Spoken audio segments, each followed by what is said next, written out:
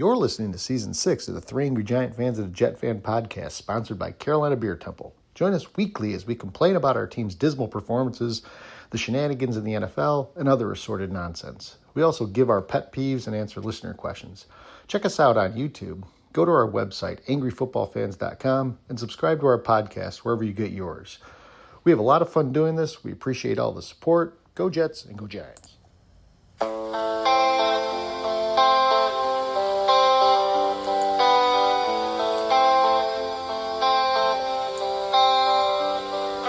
Sundays hit different when your team can't score. Giants go 3 and out, Jets punt on 4. Same sad story on a Monday morn, but we still talk bold like a first-round pick born. One's screaming Danny Dimes, one's done with the coach, one's blaming O-line, one's roasting the approach. MetLife madness, share the same home turf, but the group text thread look like pure high mics on, yeah, the rage feels right. Laugh through the pain every primetime night. Therapy in a hoodie, let the fans log in. No cap, no filter, just the truth we're dropping. We got hot mics on, yeah, the rage feels right. Laugh through the pain every primetime night. Therapy in a hoodie, let the fans log in. No cap, no filter, just the truth we're dropping. From draft day dreams to December despair. If your team's a mess, you'll feel seen here. Grab a drink, grab a seat, let the rants begin. You're on. So again, that's the song that we have for that was produced for us. It is called Met Death Madness. Thought I'd throw that out there this time. Great name. I mean, it's kind of appropriate for how we are all going to be tonight, because I think we're all pretty much half in the bag at this point. So yeah, set the stage. Set the stage for our listeners here. Yeah, look, we were all together today, and we haven't stopped since we got home. So if we're a little off tonight, there's an excuse and there's a reason, and it's not just Scott this time. I think all four of us are going to be a little bit in that mix tonight. So we are the Three Angry Giant Fans of the Jet Fan podcast. It's my host, it's our host Scott, Giant Mike, Cardone, and Jet Fan Novak. And we were out today watching the Giants game. We got a little banged up. We saw our teams lose. And and we had a lot of fun doing it. Actually, that's the good thing about this time of year. With the way our teams have produced, we had fun watching our teams lose, which I don't think many of us can usually say. No, we did. We absolutely did. It was a blast, and we stayed long enough to get some salas in. We saw extended sala.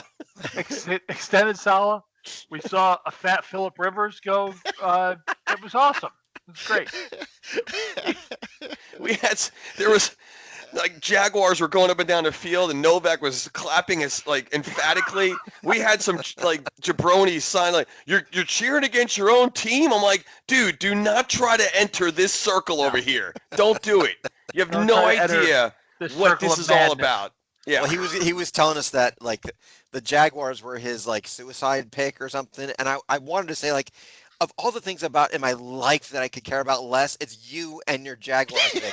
Stop talking to us. Now, I wanted to say to him, speaking of suicide, get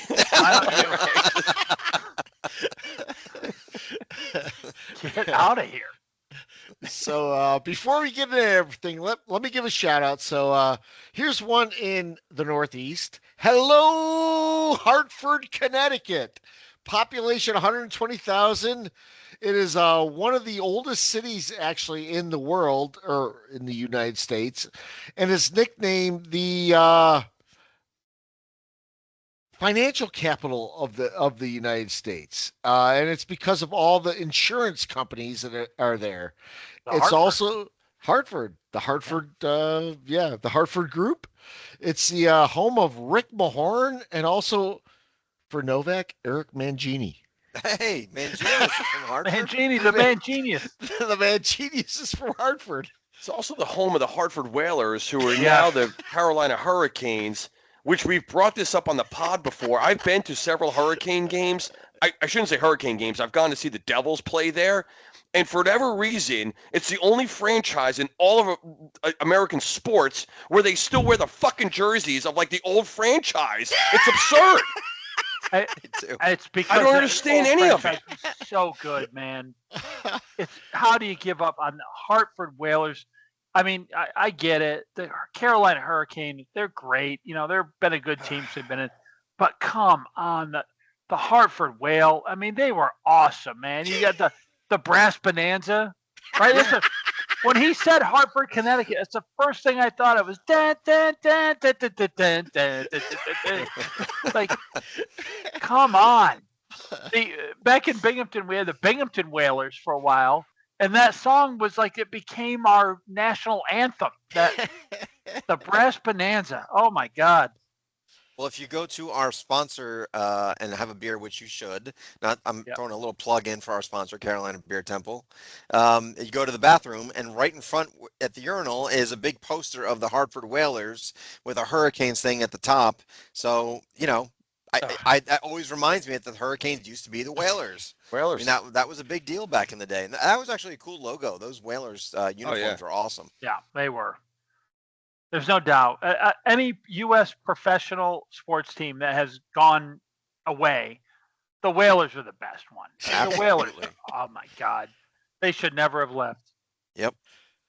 So we got to see both of our teams lose today.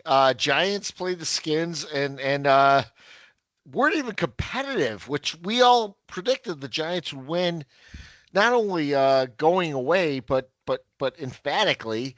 And then the Jets got blown out by the Jags. So we sat there and watched both games, and there's not much we can argue about. Our teams look terrible. It's terrible. So bad. Cardone, what do you got? You go first. I mean, I just look at the box score, and we saw this. Mariota completed 10 passes the entire game, and one going away. I don't know. Like 10 passes when going away. There's not much to say other than just this team is disgusting. We're rooting against our teams now. It all comes down to lose out. I actually enjoy losing now. This has become my identity. This is who we are. It's what we are. The Jets, Giants, no chance to compete today. The Jets especially. We knew that going. God. Jaguars have everything to play for. But this Washington team coming in, losing 8 straight, getting fucking demolished by the Minnesota Vikings last week. This is why we all picked the Giants, at least to win. We thought this was the game where the Giants would fuck up their draft position, which that doesn't even matter, really. And they still can't manage to even – Met Death is that powerful that they can't even put out a game.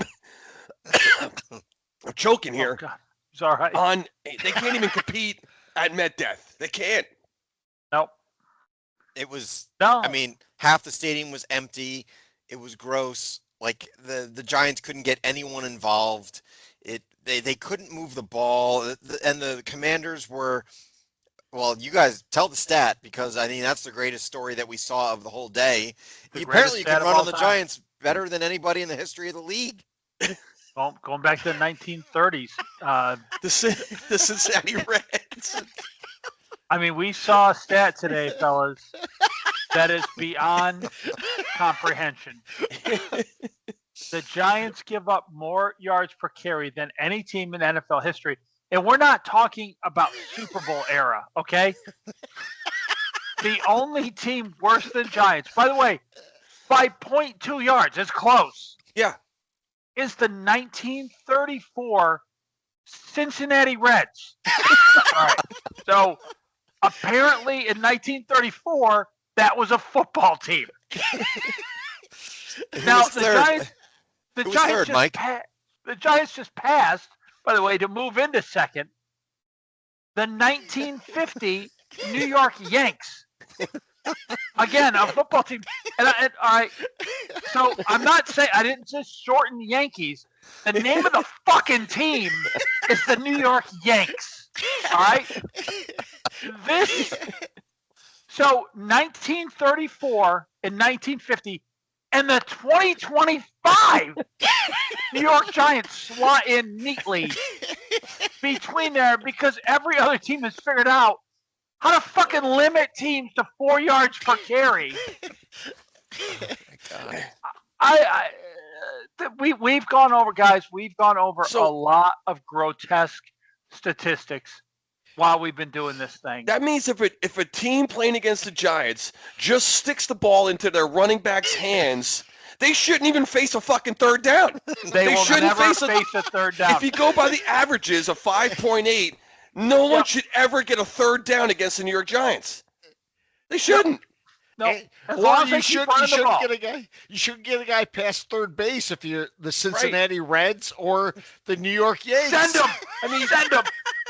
Since the 34 Reds were around less time than the New York, New Jersey Hitmen of the XFL. The Hitmen were around. The Hitmen had better stats against the run. Guys, there is not. Is there anyone alive who remembers the 34 Reds? Is there like someone going, I remember that Red squad. They were a good squad. Or the New York Yanks, like not the New York Yankees, the New York Yanks. The Yanks. The Yanks. Oh, Christ. Well, wait a minute. I got this for you. So I just Googled the Cincinnati Reds football team. Yeah. They played in 1933 and part of 1934. So they were around for a year and a half. They didn't even get a full season.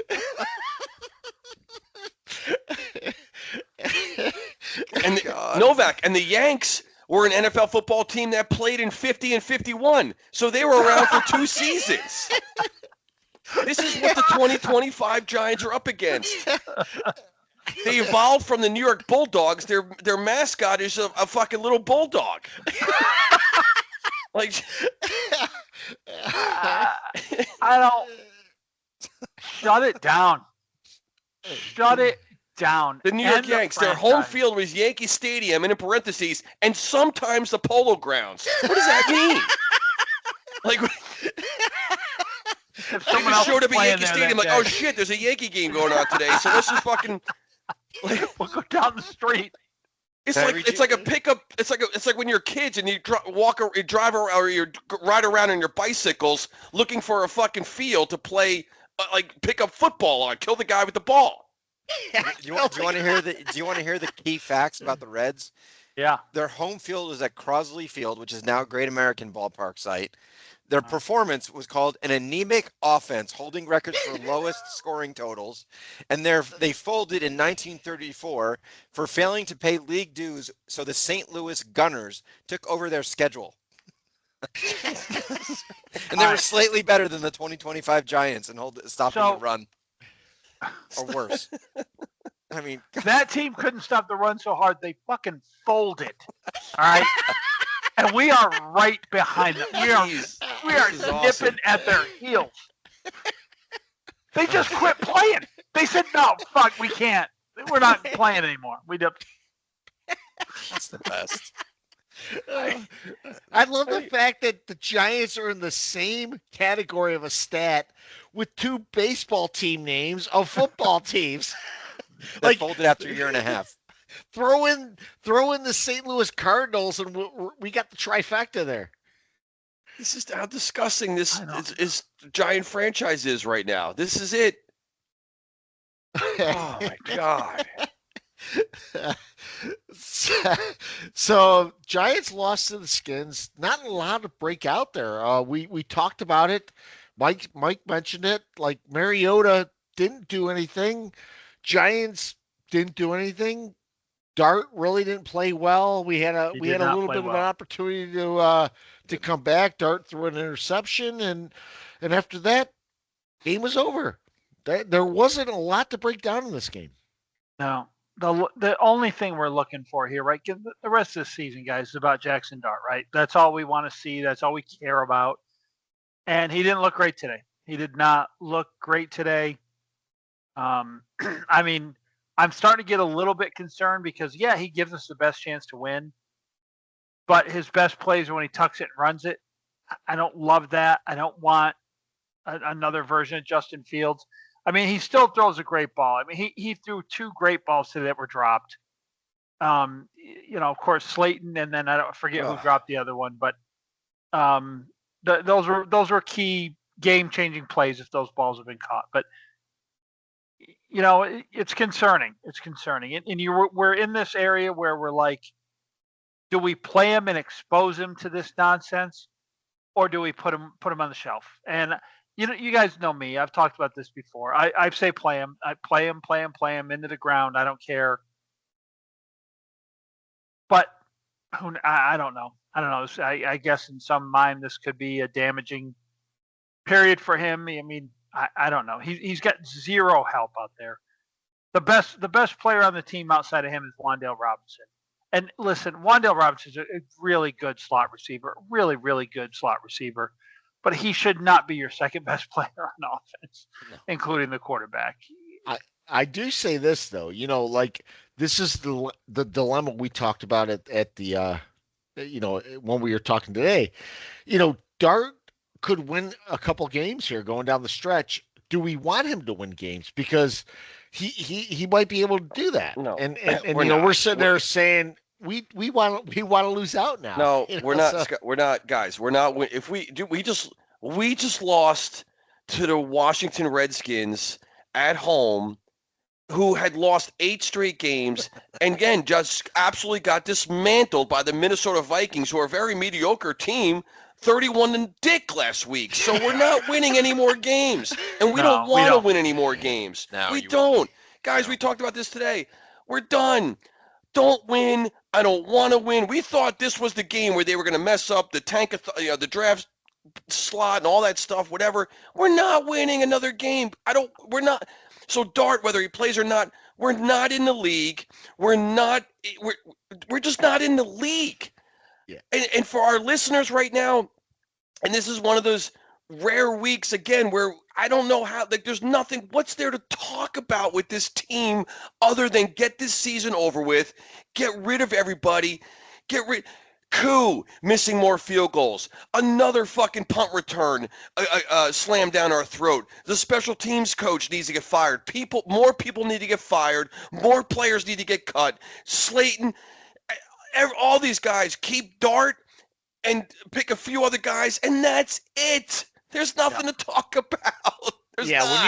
When you look at Dart and you saw that he has, whatever it is, like 11 touchdowns, 3 interceptions, 7 rushing touchdowns, and his record is 2-7, you're like, what the fuck is going on here? You look at the box score, and that never tells a story. But like the Giants, they actually had more first downs. They actually outgained this team. They had more total plays. They had more passing yards. To go down the list, there's a few things because we didn't we laid it on the turf a couple times. We turned the ball over. I love the fact that when the Redskins turn the ball over, 70-2 on the offense, on the Redskins offensive line is pouncing on the ball. We can't even get loose balls when it's everything with this team. Nothing works. It's the same thing that's been going on for years, guys. I do not even know how to talk about this team tonight. It's almost as if I don't know how to break it down. I really don't.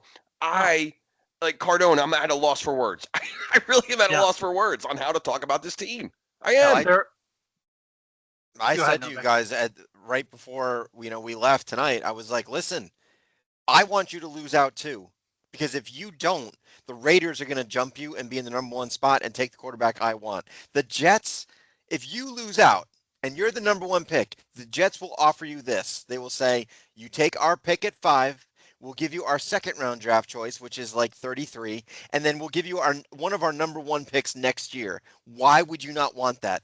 What does 3 wins do for you? It doesn't. Nothing. It does nothing. You could One have win does nothing. You could have 4 great players if you just lose out. Don't win. I don't want you to win. You shouldn't want you to win. This should be what this is what you want moving forward. Yeah.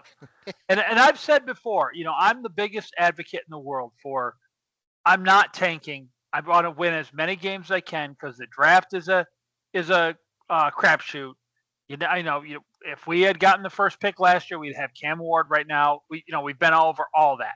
However, when you're 100% sure that you're trading the pick, you want the goddamn first pick. Absolutely. Because you can get a haul for that pick. Yes. We don't need a quarterback. We don't need anyone who could be drafted in the top 5 in this draft. Trade it. Trade back with the Jets. to 5 and trade that one back if you can. Yeah, that's how you change the whole trajectory of the That's how you franchise. change everything. Yeah. Yes. Yeah. Because you've got guys under rookie contracts. You're gonna over the next 2 years, you're gonna have 6, 7 guys in the first 2 rounds, 8 guys maybe. Yep. And all of a sudden you go from a roster of crap to potential a real roster with hopefully a better coach than what you have And right GM, now. a better That- coach, And a GM. better GM. And oh god, the GM, don't get me started. But and that the freaky eyebrow coach you have right now needs to go. So Giants lost badly. Jets played the Jaguars, and the Jets lost badly. And that game, again, much like the Giants, I mean the Jets. As soon as I looked up at the screen, Jets were losing 14-0. Yeah. Heartbeat. They had nothing. I mean, they're done. They gave up. I take no positives out of that game at all, with the one exception of this Brady Cook could actually be a backup quarterback. I mean, he was okay. He wasn't terrible. I mean, yeah, he had a couple bad interceptions, but at least he moved the ball. I mean, I think he's the best quarterback in our quarterback room. Yeah. He's better He's than the best Tyrod quarterback Taylor. I've- Definitely better than Justin Fields. Yep. So maybe we find a backup quarterback here. Maybe this is the guy that is. You don't need to go spend $6 million to get Marcus Mariota next year to be the bridge for 5 games. Play this fucking guy and then get our rookie in, whoever we draft, to then go in week 7. Like Maybe that'll teach Justin Fields to be injured.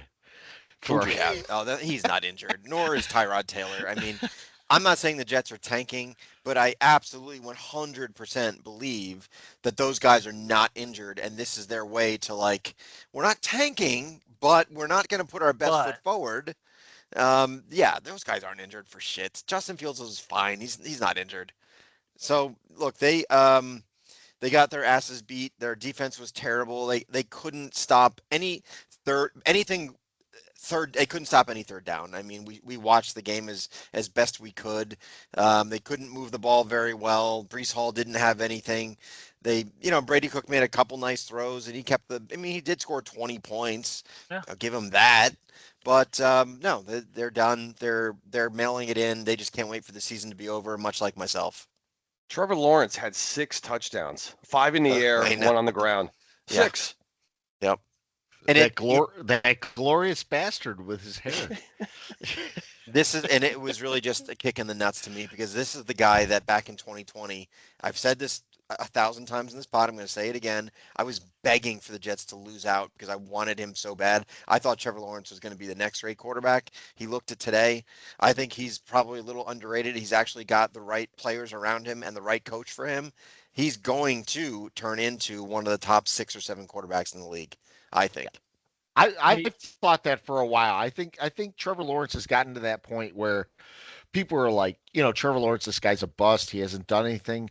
And you look at what's happened with, going through Peterson and some of the other coaches there in Jacksonville. And Trevor Lawrence himself has never played poorly. He has played like a guy who is, trying to learn the position. And I believe you, Novak. I think Trevor Lawrence will be a top 5 quarterback in this league, and he can be in the right system. I totally agree. He's coming around, and I'll tell you the one thing about Trevor Lawrence is he's never been as bad as people make him out to be. No. A lot of people, like 2 years ago, were comparing his stats to Daniel Jones and saying Trevor Lawrence is Daniel Jones. Now, the point they missed there was not that Trevor Lawrence is bad. It's that Daniel Jones is better than you guys think he is. That was the point. That when they started doing that, I was like, look at these numbers. Pay attention to the numbers. Don't pay attention to the fact that Jones and Trevor Lawrence numbers are equal. Pay attention to the numbers themselves. They're not bad for guys on terrible teams. These guys were on terrible football teams. Yeah, it really comes down to what do you have around you. You're telling me you put Trevor Lawrence on the Broncos and he wouldn't be better than Bo Nix? Oh my God! I mean, give me a break. You put him on any. You could name 15 teams that Trevor Lawrence could go play for, and he would be a top 3-4 quarterback. Yeah, I guaranteed. got one. I got one for you here. Put Trevor Lawrence on the Pittsburgh Steelers. Yes, exactly. Yeah. That's a Let's perfect see. one. Let's see what happens Yes. with the Pittsburgh Steelers with Trevor Lawrence. They're a 12-13 win team. Absolutely. Number one seed. Yeah, there's no doubt in my mind. By the way, I'm watching the Sunday night football game because we're recording on Sunday, and Brendan Aubrey just pushed a field goal right, and you would swear that this guy now can't kick field goals because he pushed a field goal right. Really? What did he line him up for? A 77-yarder? I mean, what was it? How did he miss it? What, It was like a kicking it from the 52-yarder. parking lot? It was like a 52-yarder. He pushed it right. He missed it. For fuck's sake, the guy is a. I would take him after the. We talked about this at the bar. You got Wingway Koo, and we have a punter who none of us know, and neither of these guys are doing anything. You guys Special teams is killing the Giants. In the offseason, you have got to just suck it up and spend $7 million on a decent kicker. Something. Like enough. Like it is the most embarrassing. Every time we look up, Koo didn't just miss those field goals, by the way. He was, like Cardone said, he hit it until section 105. Yep. We're They still weren't even dealing with close. this. We're still dealing with kickers that can't come within an entire section of the field goal post. Punters who Johnson from Sales punting the ball, like it just line drive punts. Guys, we lost the game by 8 points today, where we missed 2 field goals and gave up a punt return for a touchdown. Yeah. Are we? Can't we be? If we can fix one thing, that seems fixable, right? I mean, come on. We cannot be delivering the other team 13 points on fucking special teams. We're bad enough. Mike, you made the point. The team playing us had Jake Moody as their kicker. Jake Moody was out there when we could have signed him. No, they just signed him like a week and a half ago. Yeah. Jake Moody. We're dealing with. I'm going to say his first name different than Scott does every time, since he says it different every time. We're dealing with Youngajah Koo.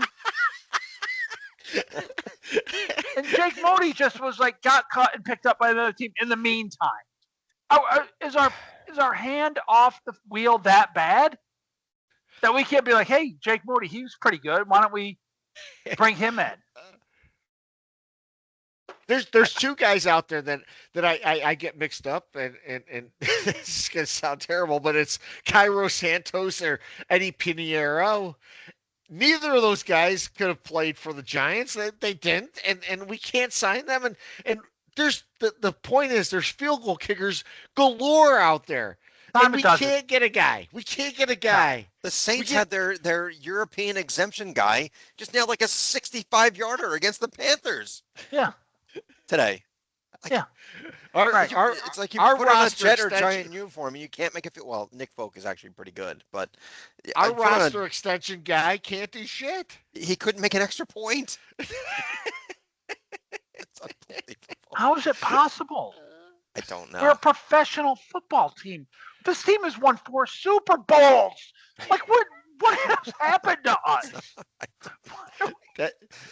To Novak's point, it's the Joe Shane impact. He's absolutely is. He's fucked us. We need an organizational enema.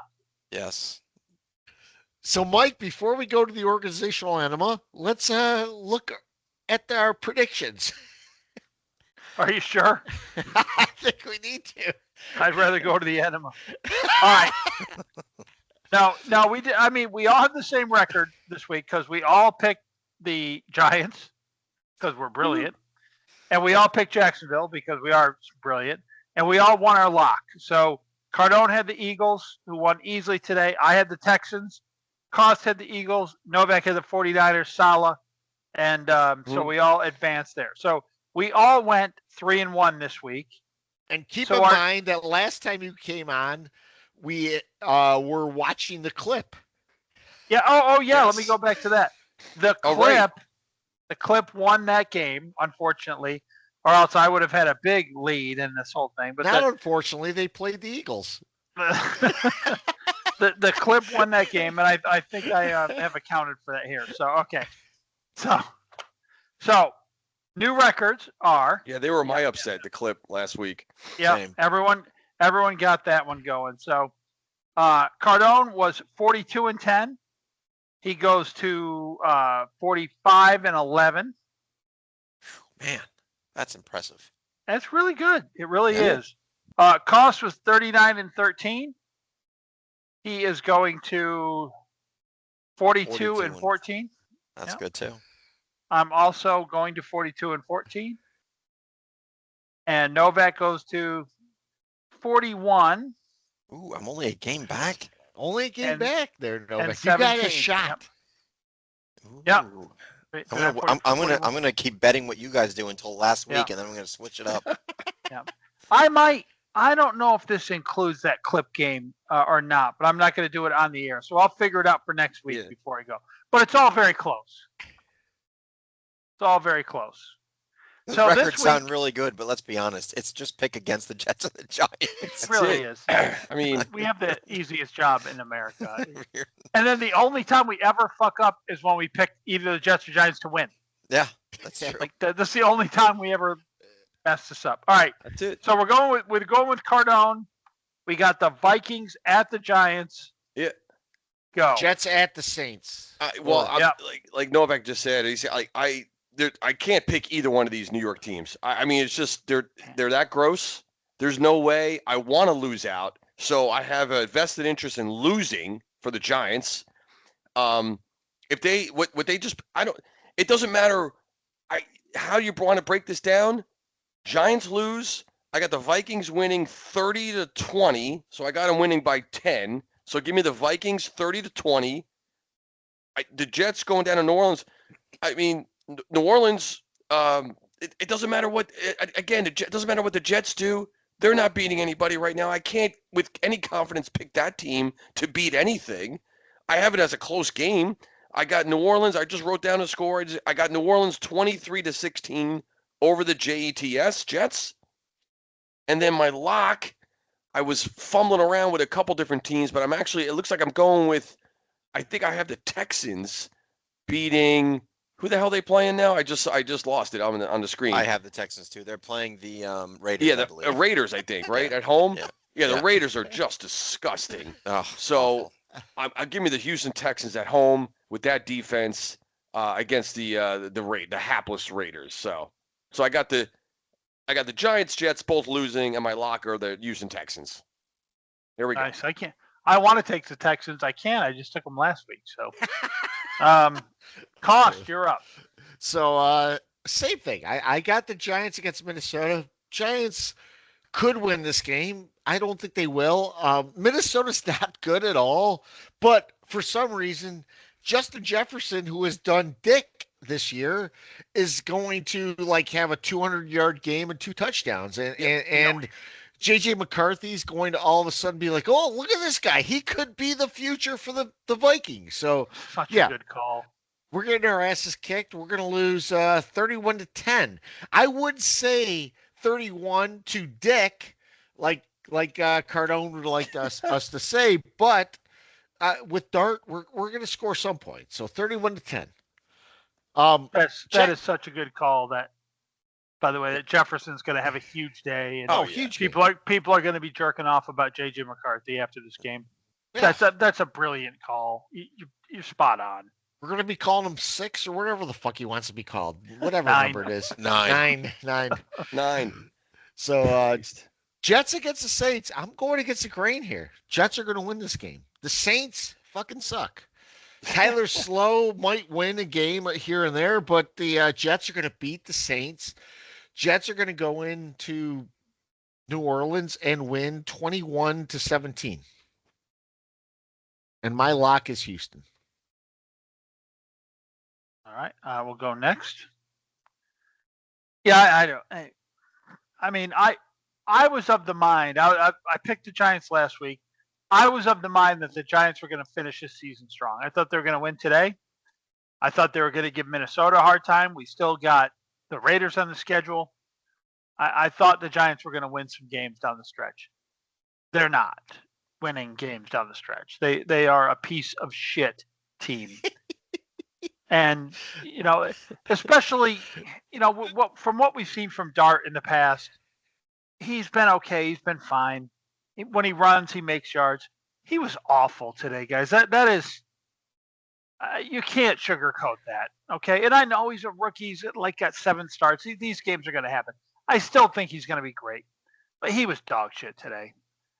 And who knows how much that goes on? I don't know, but you can't pick the Giants, right? I'm going to take Minnesota to win this game, and I think Minnesota stinks too. But I saw really some distressing things against our defense, or with our defense today. I saw players have open field tackles they should have had, run right by the guy. Scott, we saw a guy in the sidelines who should have absolutely been pushed out of bounds, and the Giant defender never lifted his arms and just ran past him. This team is done. They've mailed it in. I don't know how Minnesota gets to 30, but I'm going to pick Minnesota. I'm going to pick Minnesota 30-10 over the Giants, which is very similar to what you guys have had. Mike, you didn't see a stat there with the Giants losing to the Reds and the Yanks? That alone should have been bad. I mean, the Giants would lose a very competitive game to the Pittsburgh Pirates right now. I honestly, I believe that based on what I've seen. This team is so awful. I can't stand it. And the Jets Saints. I mean, I think this is this should be an entertaining game. Really? In the way that I love bad football, just really bad football. But I think New Orleans pulls this out. I think the Jets are reeling a little bit right now. And although I like the way that quarterback played today, he didn't do anything to embarrass himself at all. I still think New Orleans pulls this out. 24-23, New Orleans over the Jets. And then my lock, this is a tough week for a lock, right? I'm going to take for my lock. Oh boy. There's not much going on here. I can't take the Texans. I just took them. Yeah, I'm going to cross my fingers and toes and pick the Cowboys over the Chargers. Oh, Whoa. wow. Wow. That's a big one. All right, for me, I just want to reset. Yes. Yeah. I got no teams left to pick. I'll start with the Giant game. Look, I want you guys to lose so badly because you're the perfect trade partner for the Jets. But it's not going to happen for me. The Raiders are going to move up there. Because of that, I'm going to take the Giants in this game because they're just going to fuck me because they've already fucked you. So why not? Why not? So they're just going to win this game 24-21 over the Vikings. The Jets, the Saints, I think we're going to go into another game with an undrafted free agent quarterback as our starter. We're at New Orleans where they play very well. I just don't see the Jets competing anymore. I think they just want to be done with this year. I'm not saying that the organization wants them to tank, but by the fact that Tyrod Taylor supposedly has a groin injury, which I don't believe that he does, makes me think that the organization is doing what they can to maybe not put the best players out on the field. Garrett Wilson has this undisclosed injury. He's not coming back. He's been gone for 6 weeks. He could play. Trust me, he could, but he's not coming back. So that's why I think the Jets are going to lose this game. I'll take the Saints here, 27-17 over the Jets. And then my lock, I'm going to go chalk here. I'm also going to take the Texans against that hapless, disgusting, worse than the Jets and Giants Raiders team. Yeah. Novak, if the Jets were trying to tank, wouldn't they just start Fields? That's a good point. Well, but here's the thing, Mike. If I wanted to tank, I would start Fields, but I still think that these idiots think that Justin Fields is a better option than an undrafted free agent. I think Phillip Rivers would be a better option than Justin Fields. One of the 4 of us would be a better option than Justin Fields, but they don't see it. Yeah. I'm busted. By the way, we have to mention this too. The 4 of us were at a watering hole today watching the game together. And sure enough, there's a guy behind us just yapping his flapping gums about the Jets losing to the Jaguars the entire time. He had the Jaguars as his suicide pick, so he obviously was rooting against the Jaguars. But this guy is talking. None of us are interacting with him, and he just kept talking and talking and talking and talking about everything going on. Why does this continue to happen to us when we're out? I blame it on Cardone. Somehow I don't Cardone know. brings it It's in. the same bar stool. It's the same. Literally, it's the same stool at the same place where I don't He's get not it. wrong. And like I said, I have my back turned at like a 45-degree angle. So like, what? Again, we've talked about this many times. What is inviting about the way like any of us sit? Interact. We don't look at anybody else. We don't talk to anybody else. We don't make eye contact with anybody else. We're not asking for anybody else's opinion on a bad call, whether it wasn't like nothing. Stop. No. And the funny thing was, so for our listeners, he stood behind Cardone. And so I was at an angle, so I could only see this guy through Cardone. And I would look over, and I was having a hard time not looking down at Cardone's face as he was wanting to turn around and punch this guy. And I had to say and to I was Scott, trying who to was look this I don't know look if this you guy guys in the realize face, this, but I couldn't. Scott. If you remember later on, I didn't know if this. I said to Scott, he goes, "This guy's still behind me. Is he still there?" I couldn't tell. I didn't want to turn around to see if this chop was still behind me. I didn't want to make a comment. I literally was just either looking at the TV screen or my phone. I didn't want to even give this guy any indication that I was aware of his presence behind me. What are the odds that we get a freaking guy rooting for the Jaguars Every next week. to Cardone? It's unbelievable. Doesn't matter which team, what the matchups are. AFC South matches up against each other every week. We get one of those fans. It doesn't matter. But by the way, looking around the league, that Phillip Rivers game with the Colts took the lead with 42 seconds left.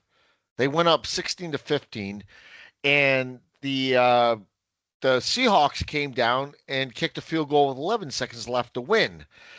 Phillip Rivers only had 150 yards passing, something like that. Wasn't a master game for him, but they were competing. They competed. Think about that. A guy that's 44 years old competed versus whatever the Raiders are doing or whatever the Giants are doing or whatever the Jets are doing. Crazy. Well, apparently field goals don't win games, but the Seahawks got 6 field goals and won the game. Unless you kick 6. Yeah. So if you kick 6, they win games. I was going there too tonight, Novak. This idea that you can't kick field goals and win football games is maddening. Well, on top of the fact that if you're a team and you want to get off to a good start for the first 11 or 12 games, sign Sam Darnold. But just know after that he sucks because he was terrible again. Just like Daniel Jones, they after an 8-week period, all of a sudden these guys turn to pumpkins. Apparently, yeah. Bring Darnold in, get to 8-2, and then call him the closer. Exactly. I mean, seriously. Get Nick Mullins after that. Darnold is going to, at some point in his career, maybe the next 3-4 years, will be the best bridge quarterback ever. And he'll go from team to team to team to team, getting them off to a good start, and then let the rookie come in and finish it out. Yeah. And also, we watched a lot of the Patriots-Bills game today. Oh, that was great. Awesome. Patriots were winning for most of the time, and the place we were at was filled with mostly Patriots fans. And yet, they could not close it out, even though Drake May came in with 2 touchdowns, and everyone was very giddy about Drake May. And at the end of the day, the Bills won. We'll let that go. I know that's a pet peeve situation, so I'm not going to say too much on that one. Do you guys have anything else from around the league before we get into pet peeves? Just a couple big ACL tears around the league, right? Yeah. I mean, it's funny. One of them, right? Mahomes. And Parsons. Yeah. But Mahomes goes down in a season where they're already not making the playoffs, and they're already right? And again, I don't like to see guys get injured, and I'm not wishing on that, of course, but it's incredible how the Chiefs are already, let's be honest, they were already Not They going weren't anywhere. going. They weren't going anywhere. They were going to be eliminated, and this is the season that Mahomes goes down with an ACL. So, Yeah. Same thing like with Tom Brady. Yeah, That was going to be the Yeah. Patriots' worst year, and he conveniently goes down. Yeah, Cardone. I was going to mention that. Okay. I yeah. was listening to some of the highlights, and they said, "Well, Chiefs season derailed by Mahomes' injury." Derailed. No. The season was already derailed. If they lost today, they're going to be eliminated anyway. So this had nothing to do with Mahomes' injury. He's injured. He's Not out. only that, but again, have you guys clicked on the ESPN app on your phones? It is No. fucking 9/11 on ESPN. There are red banners like call in the emergency police. Oh my God, you're right. I know. Look at that. They made it look like he's dead. Yes, they did. Like Patrick Mahomes loses battle with ACL. Yeah. Yeah. And the picture is like everyone, all these red jackets standing around him as if he's dying. No. No. God. I couldn't believe it. I came home from hanging out with you guys. I took a little nap. I woke up. I click on ESPN. Like Patrick Mahomes dead, 38. What happened? What happened?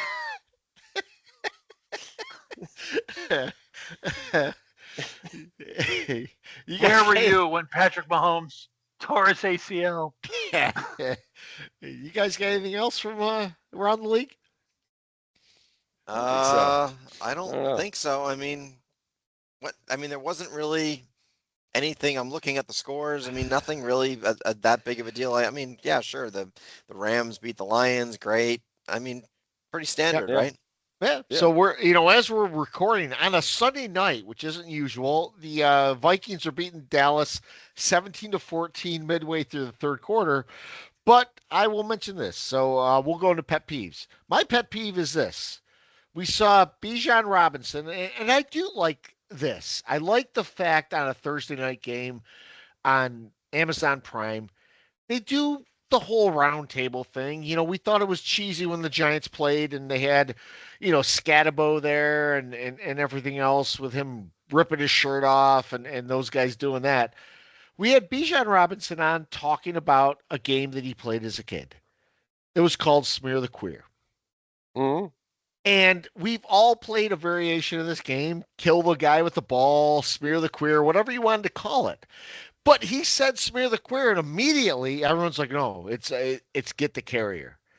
No, there's not a person I know in this world that calls the game get the carrier. It might be kill the carrier. It might be kill the guy with the ball. It might be smear the queer, but it's not get the carrier. First off, who calls a guy carrying the ball the carrier? Nobody. Nobody. Ever. Nobody. No.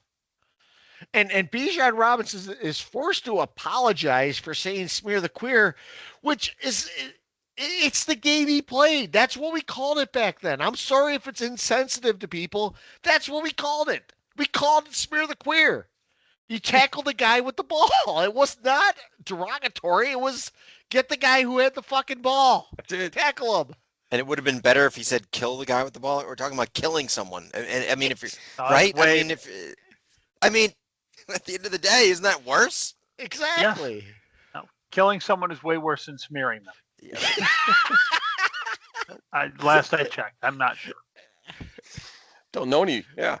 I don't know. I mean, I played kill the guy with the ball. I know Cardone and I were texting Absolutely. about this. It was a staple in Lincroft, New Jersey. We all played it. That was it. Kill the guy with the ball, right? It Yeah. was just mayhem. Like and you never wanted the ball. When you got it, and you just got killed. That was it. Sometimes we would intentionally like pick up the ball and throw it at the kid who never grabbed it, like the guy that always avoided it. Yeah. And then you mauled him anyway, whether he caught it or not. And then so it was just really more. The game was more about kill the guy that you want to just kill. It really wasn't like not kill the guy with the ball, because the ball sometimes was rolling around half the time. You rarely even had a guy running with the ball. The ball was just floating around. So that was mine. Just quick, easy. Smear the queer, kill the guy with the ball. I'll go to Mike next. Yeah, I got a good pet peeve this week, guys. It's kind of in the holiday spirit. My pet peeve is Donner the reindeer and Santa. Because I watched I'm Rudolph. intrigued now, Mike. I'm intrigued. I watched Rudolph this week, and they are dicks. All right, Yes. especially Donner. I know the scene you're talking about, Mike. Yes. Are you shitting me with how they shit on Rudolph? His dad made him put mud on his nose, and Santa then comes to Donner. Like, Santa might be the bigger dick. Santa comes to Donner's like, you should be ashamed of that. I don't know what you did to get that thing going. It's outrageous. It's why we're Gen X, because we were afraid to be different. We were like, my God, we were taught. We watched this show. We loved it. We watched it religiously every year, and we were taught, you can't be different. You cannot. You better not have a red nose, you son of a bitch, because you are. So I'm watching the show, and Donner is an absolute class A cocksucker. There is no. I mean, they just shame this poor guy. And then only at the end, with his nose glows, is Santa like, hey, maybe you can help me. Now help me. No, fuck off. Fuck off, Santa. If a reindeer could give middle fingers, Rudolph should have given him two big middle fingers. Yeah, so that's my pet peeve. Santa Claus and Donner. Absolutely dismissing and humiliating Rudolph, who did nothing wrong. So wait, I gotta get this straight. Did Donner have a red nose too, just like Rudolph? No. Okay. Donner he had a freak of a child, apparently, and tried to cover his nose with mud. And by the way, told him when he did that, it's not about being comfortable, Rudolph. You have to conform. Like, oh my God, it was awful. So, and by the way, it's not something I just noticed this year. I've known that my whole life, but I've never had a forum before to be able to just go off on how much of a dick Donner the reindeer is. Well, on top of it, the mother, like Donner's wife, let it happen. Oh yeah, right. Donner, yeah. She just let it happen. She was, she fought back a little bit. She was like, nah, whatever, let it. And then Santa absolutely shamed Donner for having a red-nosed son. Yeah, Santa was totally a dick. The North Pole is like Nazi Germany, apparently. The way they run shit up there.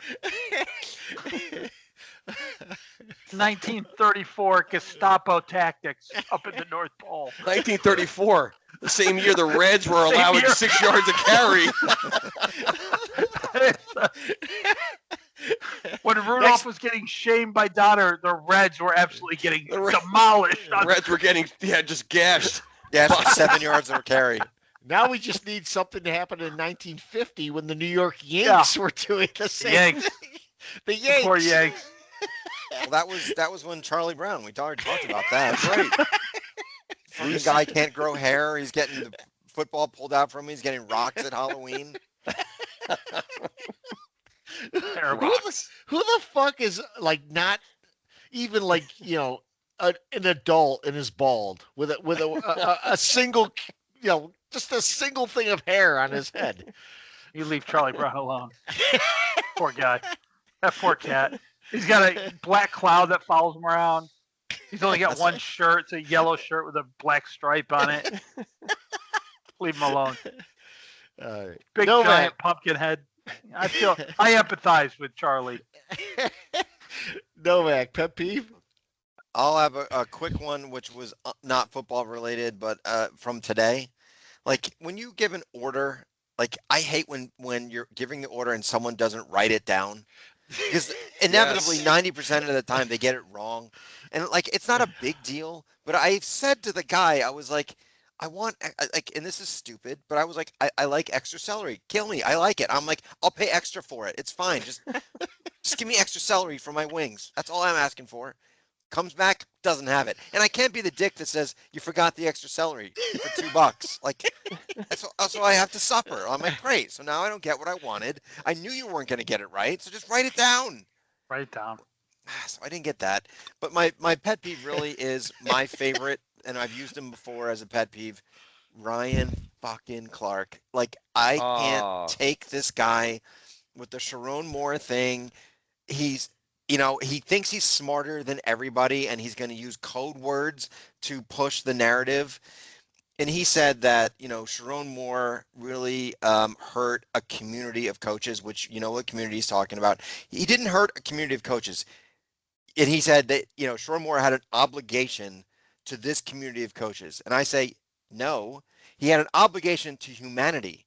Like, Yes. Sharon Moore should have not been doing what he did for men in general, or people in general, or humankind in general. He's a bad person that went to lengths that none of us should agree is the right thing to do. And then on top of it, don't compare him to Bobby Petrino and some other guys like Rick Pitino.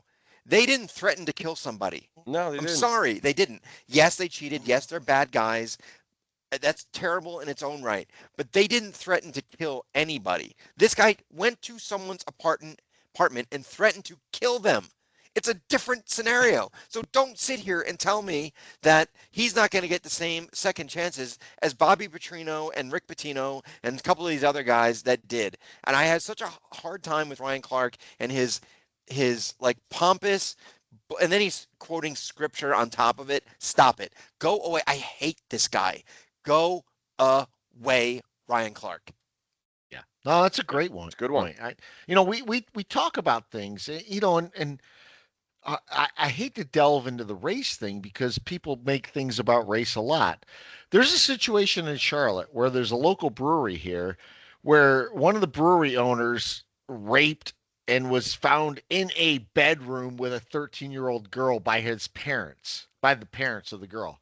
And then when Not the police came, no, by the parents of the girl. And when the police found him, he was in his car naked. So you got this guy doing that. It had nothing to do about race. It happened to be about a guy raping a 13-year-old girl, which is, devastating by any means whatsoever. And now people here are canceling that brewery, and probably correctly so. But here's the thing that happens. A situation happened which is outside the norm, which is really bad, and the public reacts to that. What I don't like about Sharon Moore and the other things that have happened around this is it's not about race. It's about a guy threatening to kill a girlfriend, threatening to kill himself, threatening to do whatever. It doesn't matter what color you are. It's just a bad a bad action no matter what, And you're basically saying that the University of Michigan is racist because they won't hire someone again because they're going to assume that anyone that is like Sharon Moore is going to do the same thing. And that's bullshit. The University of Michigan cares about one thing, and that's winning. And if he's black, brown, yellow, blue, whatever the next coach will be, if he can win, the University of Michigan will hire them because they don't care. They just want to win. No doubt. Exactly. No doubt. If the Giants don't get Mike Tomlin, by God, I hope the Michigan Wolverines do. Exactly. They would hire him in a heartbeat. Heartbeat. Yep. They would hire Marcus Freeman in a heartbeat if they could. And if the Giants don't get Mike Tomlin, you're not going to look for the whitest guy possible, Mike, for them to hire. It's whoever is the best coach, option. I want the guy with the most wins. Exactly. Exactly. I don't care what color they are. That's exactly right. Cardone, pet peeve.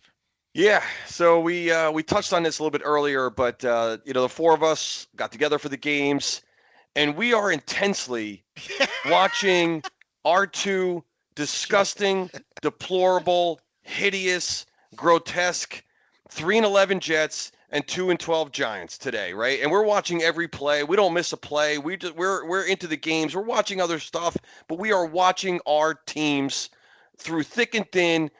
Seasons have been over, and we're still watching our teams every single play to the end of the season. So today, we mentioned the Patriots are playing the Bills in a heated AFC East matchup. The Patriots are going for a division title. I mean, not that they can clinch today, but you know what I mean. This is the team that was 11-2. They got the Bills at home. It's a heated game. They had a huge lead early on. The game got close, and we're at Mully's there, and sure enough, we look over in the third quarter, and you got these jackoffs playing a game of fucking pool wearing Patriot jerseys, while their team is battling for a division title. And the four of us are looking at each other like, can you imagine, under any circumstance, where we're 11-2 playing a division opponent who's 10-3 or 9-4, whatever the Bills were, coming into today, and not even watching the game when it's right above your fucking head. Corner 10 ball, corner pocket. 5 ball, side pocket. While the game's on, can you imagine? My pet peeve is just these guys, because earlier in the afternoon, where these guys are hooting and hollering down the end of the bar while their Patriots are up to a 21-0 lead. What happened? All of a sudden, they're over there shooting a game of stick. Who are these fans? What are you? What? I don't understand. You're either a fan or you're not. I, as a diehard fan, the four of us as diehard fans and of bad teams right now, will not, cannot, and refuse to understand how you can't watch your own team when it's above your head and they're going for a division, like they're trying to win a division. When this, guys, I don't understand it. I won't. I don't get it. I don't understand what kind of fans are out there. They're obviously Patriot fans, but at the same time, what are they? Are they fans? I don't know what category to put these people in. I don't. Well, it drives me nuts. Who do we have over there? We had a Teddy Bruschi. Yep. There was Tom we had a Brady. Brady. We had a Tom Brady. Yep. We had a Brady jersey, Yep. a Bruschi jersey, something else, and these guys are just shooting a game of pool while their Patriots are in a 3-point game at Foxborough in December at fucking, and they're 11-2. 4th and 3.5 for the Bills. They're watching this guy line up to shoot. We're watching the game over their head. And we were baiting them too, because a couple times I go, biggest play of the Bills game by far. These guys didn't sniff. Huge third down. Big time third down here for the Patriot defense. What do you guys think? What do we do? Did they blitz? And these guys wouldn't sniff. No. They didn't look. Their eyes didn't flinch. look up for a second. They didn't sniff at it. They were focused on the 5 ball in the side pocket. Yep. Couldn't care less. Nope. Couldn't care less. No. I don't know how. Don't wear a jersey and a hat and call yourself a fan and then. I'll never get it. You're playing for the division. You've been bad for 2 years. You're playing your arch rival, and you're playing pool. I don't get it.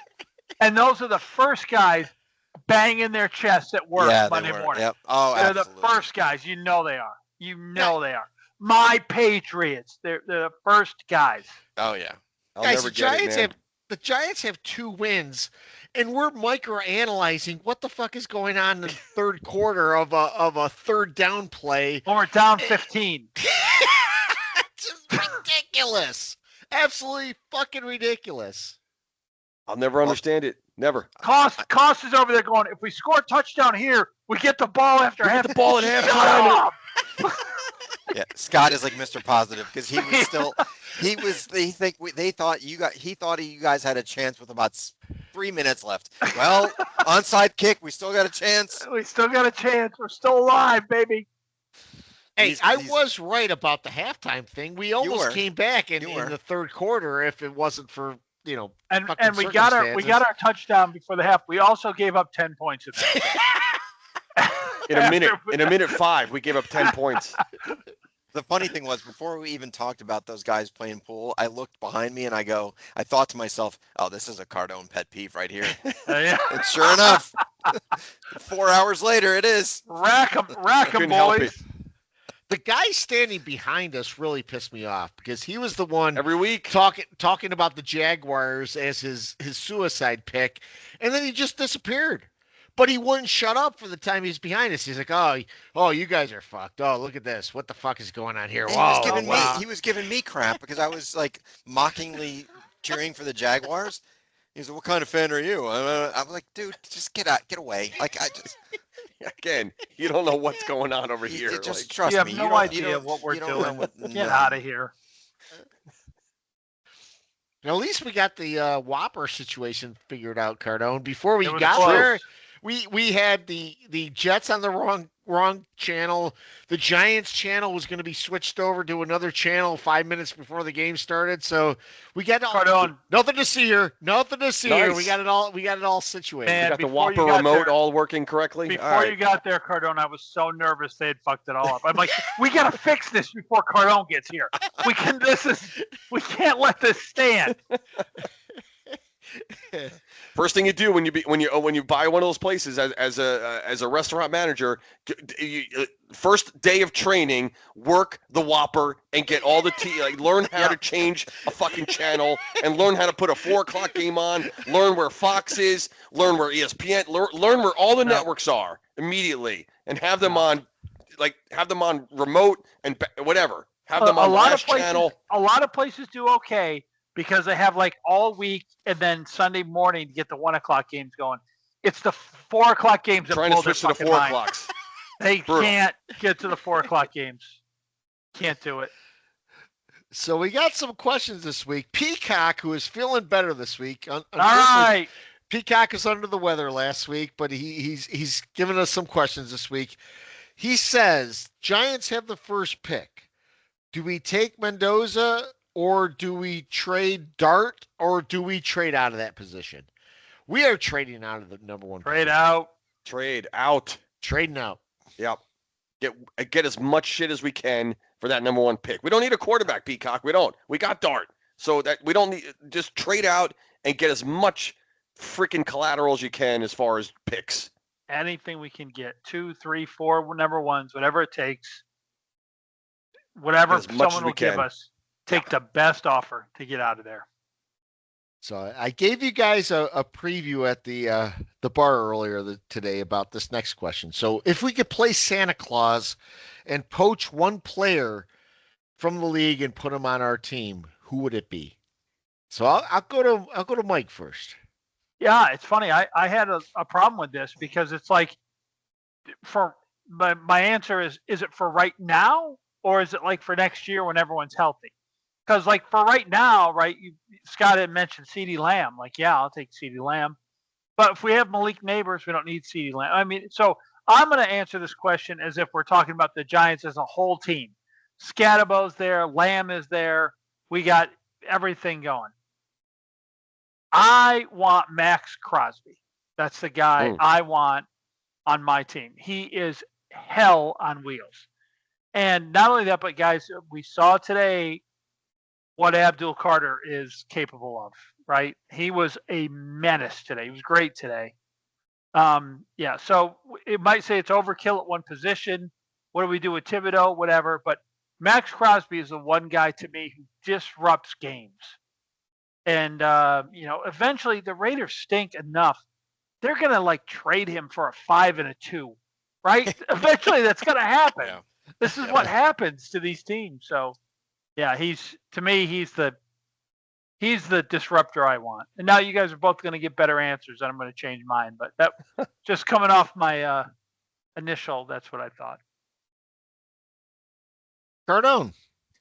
I'm gonna go with the offensive side of the ball, and I want to get another major weapon for Dart to throw to. Give me fucking Puka Nacua on the Rams. I want a guy that, I want the opposite of Darius Slayton, and Nacua is that guy. Catches everything. I've never seen this guy drop a ball. Obviously he has, I'm sure, at some point, but this guy, I've watched enough of the Rams over the last 2 years. Everything that goes in the air, Nacua comes down with it. Miracle type catches, big time catches, fighting off tackler, would-be defenders. Guy gets first downs. The guy's tough as he does everything as far as catching a football and making shit happen on the offensive side. We know we got Neighbors coming back. Hopefully he'll be back at full strength after the ACL and Scadaboo. Give me Nacua and get rid of fucking Darius Slayton. I would pluck him out from that right now and put him in a Giant uniform. That's what I'm going with.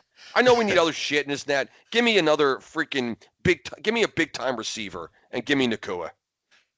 Since I know Novak will go for a jet, I am going to base this on the fact that the Giants' back half is so bad. So give me Kyle Hamilton. I hate Notre Dame. I really do. But Kyle Hamilton as a safety, I will take him as an impact player, put him back there for the Giants. He might get a couple breakups and interceptions, but the Giants need help on the back end. They have no cornerbacks, no safeties to speak of. Kyle Hamilton is that guy that I want the Giants to be. I want the Giants to have a hard-hitting safety back there. I want them to be a team that has a defensive identity going forward. I'm taking him.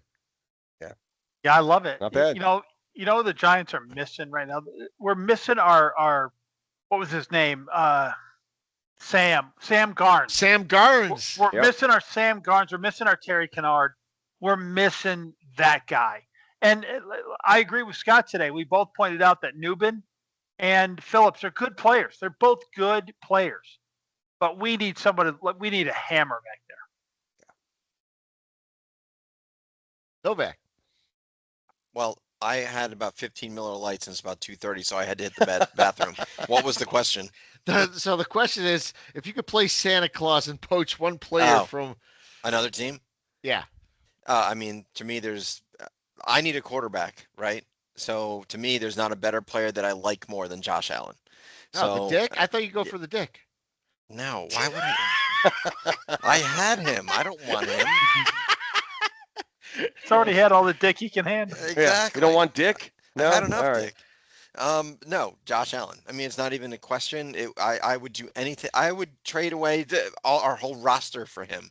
I think he's the best player in the league. Yeah, I mean, that's not even a question for me.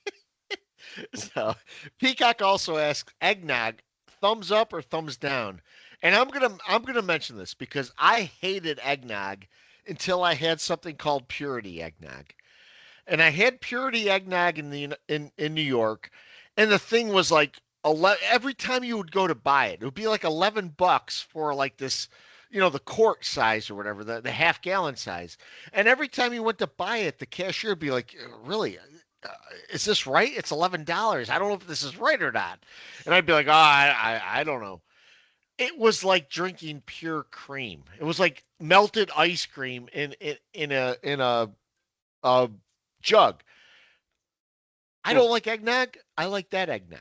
So I will take Purity eggnog over any other eggnog that's out there. Other eggnogs I don't really like. But I have to pay $11 for a half gallon for it. So not Sounds sure when nasty. this became a commercial for Purity eggnog, but at some point it did. Big thumbs down on the nog. You've got to really whiskey it for me. I don't want to taste nog. Just give me a glass of whiskey, actually.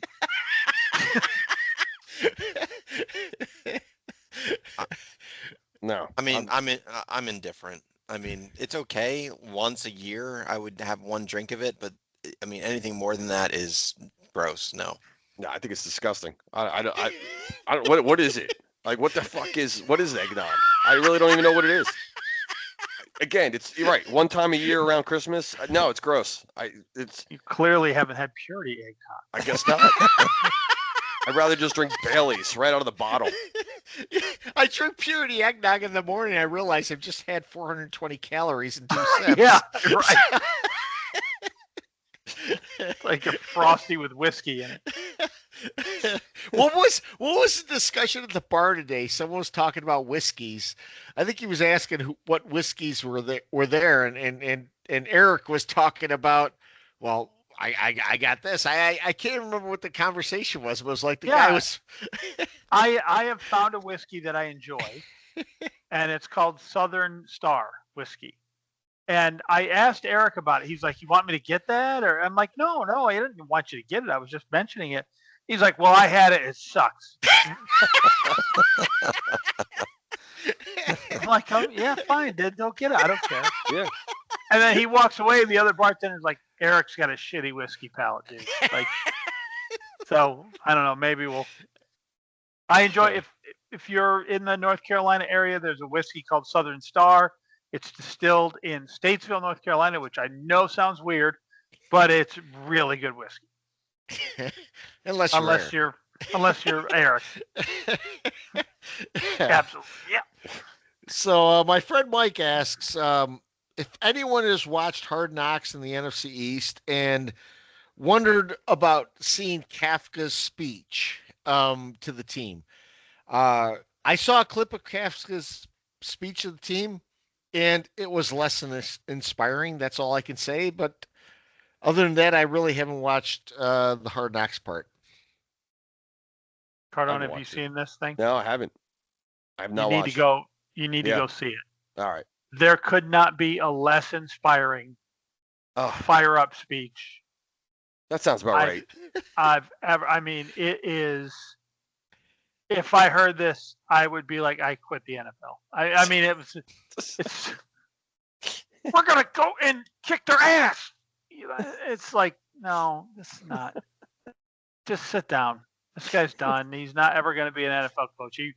If he wasn't already, if teams already didn't dismiss him for what he's done with the Giants in 3 games, when they see that, they will. Is it like what's his name? Like Duval? It's like Is it's it like kind of like yes. I compare. I'll put it on the same level as that. Duval. This Yeah, I'll like, put it. with a question way, mark? Duval. By the way, I hate to say this, the Duval guy is Yeah. doing well. is going to 10 make the and 4. fucking playoffs. Oh, absolutely. leading the AFC South. Yeah. This little Kafka regime. In 3 years, you will forget that he was ever your coach. Yeah. Oh, Like definitely. I've already forgotten. It's not even been a year, and I forgot that No. Jeff Ulbrich was our coach for like 6 Jeff games. Ulbrich. Yeah. I totally Who? forgot about it. Jeff Ulbrich. Brick. Yeah, After they you're fired dead right. Whatever that Salah, is. Jeff Ulbrich came in. You will forget about Kafka in about 2 years, and we'll bring it up. You're like, oh, that's right. Kafka coached our team for like 7 games. Totally forgot about it. That's a good point. That's exactly what's going to Like happen. McAdoosh. Yes. Yeah.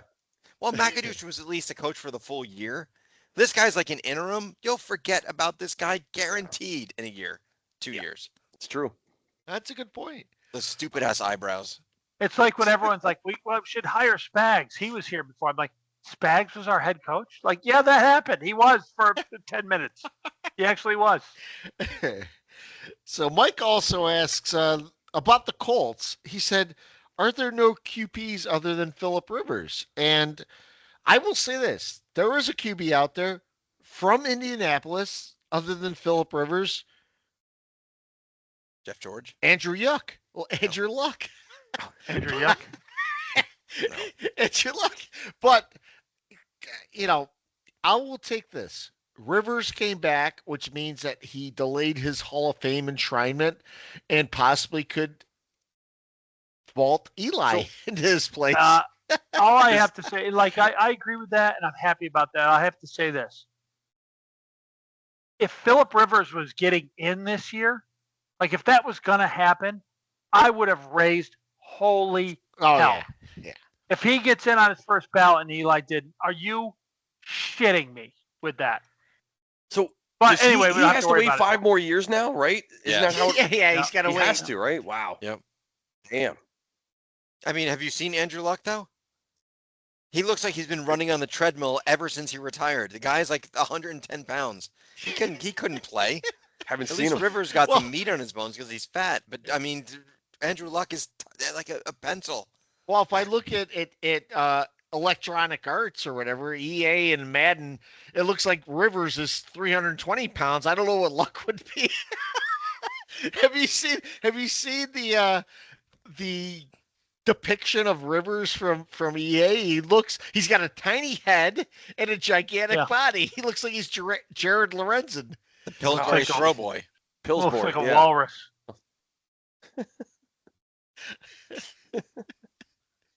Andy Reid. Andy Reid when he's doing the pass punting. Yes. Yes. With the single bar That helmet was on. the best. It was like 235 pounds at age 10.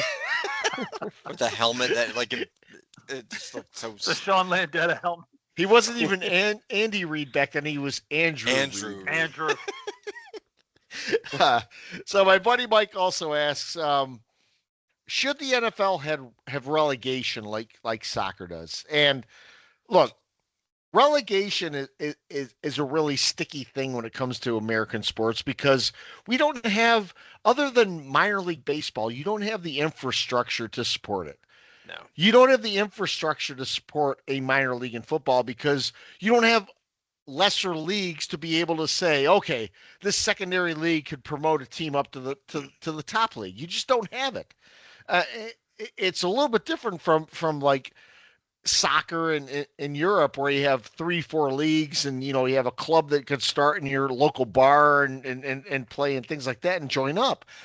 You don't have a groundswell that can help support that. I mean, I love relegation. I think it's the best thing ever invented in all of sports. I love that you can be so bad you get kicked out of your league. I freaking love it. well, But we don't, like you said, Scott, we don't have a D league for the NFL to send teams to. We don't You even send have them to college. Send them to college. but if we Have had Ohio that, State play in the NFL. would you guys like? Obviously, the Jets would be the first ones out, other than the Browns. Would I be able to pick another team? That's a great question. I think that's know. that. Because The I other would love thing- it then. Get these guys out of my life, put them in the bottom league so I can pick a winner and I could actually feel what it's like to win at something. And I I do would feel like The way you we were can't- trolling Patriot fans today, you could be a Bills fan. Yeah, you know, we were good Bills fans today. We were really good. Sure.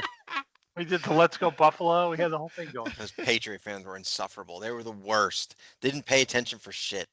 No. Ugh, Glad they didn't get rewarded for nothing. exactly. No, relegation to me is a great idea, like Mike said. It Well, is awesome when it works. You can't do it in the United States in terms of football. I don't even know if you could do it in terms of soccer because we just don't have the infrastructure in the leagues below it to support it. No. I love the idea that you finish last, you're gone. You go play college for a year. Fucking awesome. That'd be great. Today it's the University of South Carolina Gamecocks against your New York Jets. That'd be fantastic. I love in the most ideal situation, like in Europe, Pete's Bar versus. Yeah. Well, we might be able to bring back the Cincinnati Reds and the New York Yanks. Yeah, Did that, we could do that. right? Who's got the record for most yards per carry in the NFL? Oh, it was Vanderbilt. And We'll throw this out to our listeners. Is there another team outside of the St. Louis Cardinals that you could think of that was a baseball team that wasn't a Cincinnati Red or a New York Yank? I don't know if there is. So we'll let you guys. We'll ask that, and if you guys have a team No that you can idea. name, come on. The New York Giants. Oh, the New York Giants are.